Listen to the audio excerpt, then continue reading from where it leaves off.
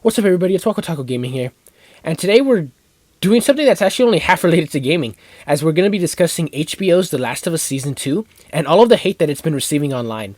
And there's some points that I definitely agree are valid, and others not as much. So I wanted to form and discuss my own thoughts and opinion on the season as a whole, rather than doing an entire episode by episode dissection, as I feel like that would take way too long. So I just want to cover like the broader view of the season.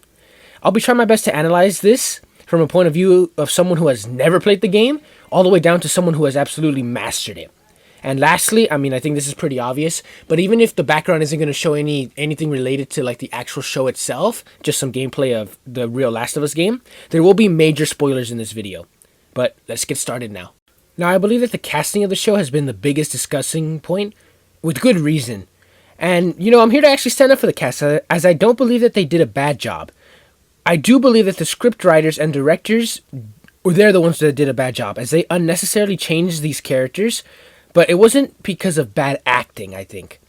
Now, a lot of people have been mocking specific scenes and even making jokes like the chopped of us, which is pretty funny, I can't lie, but it's absolutely not related to bad acting in my eyes. It's quite the opposite, actually, as I believe they did a good job given the script that they have to work with.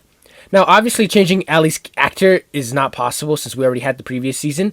But to me, Abby, not bad at acting, but just chosen poorly because she looks nothing like Abby to me. But otherwise, I don't really have an issue with the cast. Again, it's not bad acting, just poor writing in my eyes. So I don't understand why everybody is crapping solely on the actors and not the actual writing itself. Now, another really big thing here, obviously, is the death of Joel. And it wasn't bad in the show, and it is satisfactory if you haven't played the game. In my opinion, the game just tells it better. From a viewer's perspective, we know why Abby actually kills Joel in both the game and show. However, the change from the game to the show has Abby make it very clear to Joel himself when he's already dying, and the entire Jackson community as to why she killed Joel. The point of the second game is for you to hate Abby, at least at the start.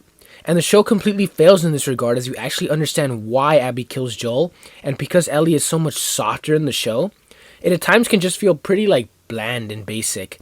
It was, in my eyes, it's just completely unnecessary for them to change the most crucial and entire driving force of the story, especially when the change just sucked. Now, I know this is unnecessary and inconsequential to the story, but to me, the Battle of Jackson in episode 2, while Joel's getting tortured and killed, was a very nice addition, as it actually shows the dangers of the world, no matter who or where you are still. And, seeing it in the show actually made me wish that it was in the game, at least in some way. As obviously, if you played the game, this doesn't happen at all. It's not talked about. You don't ever see it. You don't participate in it. So I was actually kind of jealous on this. I'm not going to lie. Because some battle scene would have been dope. Either to have watched it, or you're just running through Jackson, or you're actually participating in it. I feel like that would have actually been really cool. But overall, this scene made for very great television. And I got to praise him for that. Now let's talk about probably the biggest thing that's been criticized here. And something that I actually do agree with. And it's the character's tone change from the game. It's, at best, unwelcome, and it's almost so unnecessary that it makes you question why and what was even going through the scriptwriters' heads, because Ellie's revenge and rageful character in the game just felt so perfect and satisfying as it developed through the story. And Abby, to me, look, I know this is not her part of the section yet, but I believe it's so much worse, because in the game she's portrayed as this brawler who's just down to get down with anybody, and she just feels so weak and incomplete in the show. Now, again, I don't know how someone who hasn't played the game would view this, but to me, you can't really alter the two main characters like this so drastically. It just fails to do the main game justice. And I also want to make it clear that this doesn't come down to the cast, like I said before, because, like I said, I'm cool with the casting, but rather the scripts that they were actually given themselves. Now, from a production standpoint, this season is a very good piece of television. It has great visuals with a very big budget, it's got good acting, and it's got very impressive sets. It's clear that the production team took a lot of time and heart as they left no stone unturned here.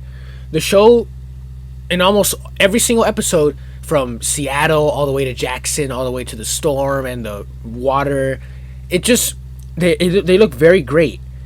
And many of the action scenes, like I mentioned earlier, like the Battle of Jackson specifically, they just feel so great, and if they feel like you're actually there. To me, HBO, like they always do, they did not miss when it came to production. Now, I know I said I wasn't going to discuss any season in particular, but there was one that I did want to discuss, as I believe it was a very good one. It's one of the better ones of the entire season, and it actually improves from the game.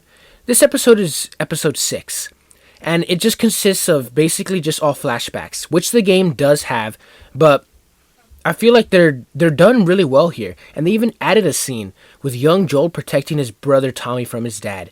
Now, this was strong to me because it helps provide even more insight to the man that Joel has always been, even as a kid. It just adds, to me, it's not necessary, but it's very welcome. Depth to Joel's character. By adding this emotional depth to Joel, you actually do feel bad as to how Ellie and the relationship slowly deteriorated, and the way that Ellie treats Joel the night before his death. As you can see all the flashbacks, and you can see all the memories that Joel spent with Ellie for her birthday.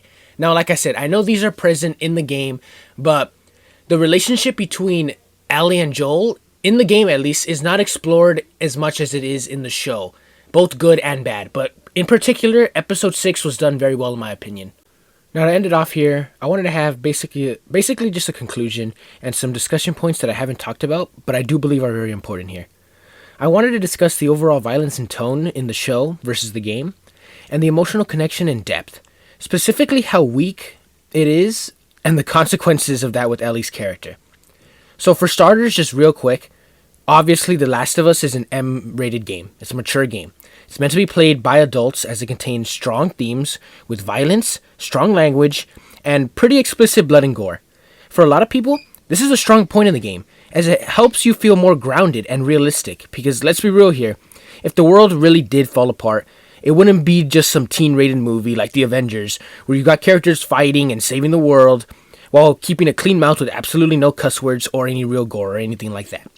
Now the show seems scared to make it anything higher than a teen-rated show, removing anything that's truly violent, limiting language, and even removing a pretty tame scene between Ellie and Dina in the theater that's present in the game.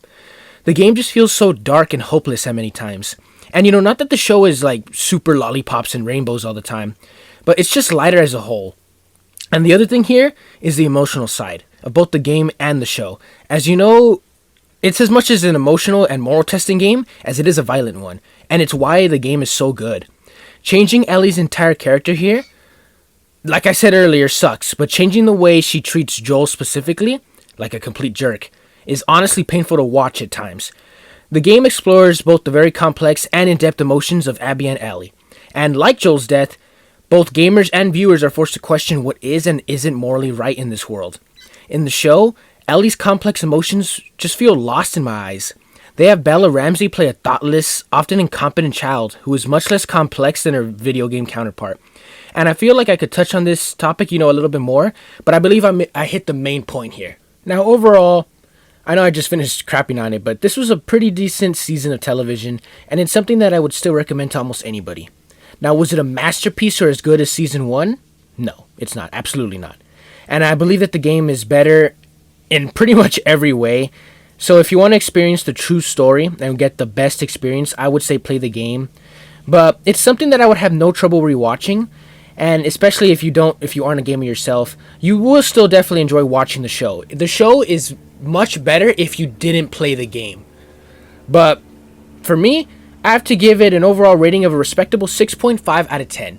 But let me know what you guys think about both the show and the game, the differences, and your overall rating. I'll catch you guys in the next video. Peace.